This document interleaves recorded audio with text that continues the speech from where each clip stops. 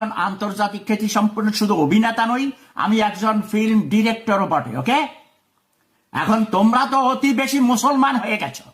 তোমার সবগুলো ভিডিও আমি দেখেছি এবং তোমার ভিডিও দেখার পর আমি তোমাকে কল করেছি, তুমি ধরো নাই।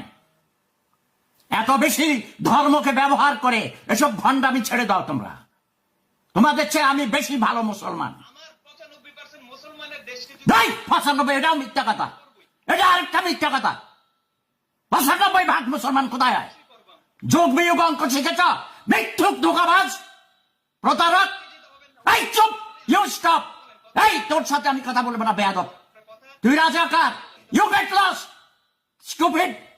ইউটিউবে পয়সা বানানোর জন্য এসব ভণ্ডামি করা। ধর্মের দ বুঝিস তুই, হারামজাদা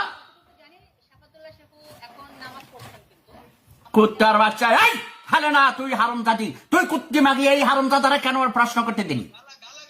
এই কুত্তার বাচ্চা, তুই খানকির বা তোর মায়ের তুই চল, তুই বেশ্যার বলা, তোর ধর্মের গোষ্ঠীর চুদি।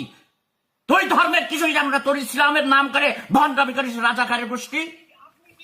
তোর মায়ের তুই চোদ, তুই কুত্তা দিয়ে তোর মাকে চোদানো হবে, ব্যবসার বলা। তুই খানকি মাগির বলা, তোর মায়ের তুই চোদ, তোর ধর্মের গোষ্ঠী চুদি। তোর কোনো ধর্ম নাই, তোরা ধর্ম ব্যবসা করিস, ধর্ম নিয়ে রাজনীতি করিস। তুই জারস, এই তুই জারস, তোর মায়ের তুই চোদ, খানকির বলা কোথা, ব্যবসার বলা, তোর ধর্মের গোষ্ঠী চুদি। তোর মায়ের তুই চোদ, তোর মায়ের তুই চোদ, খানকির বলা কোথা, ব্যবসার বলা।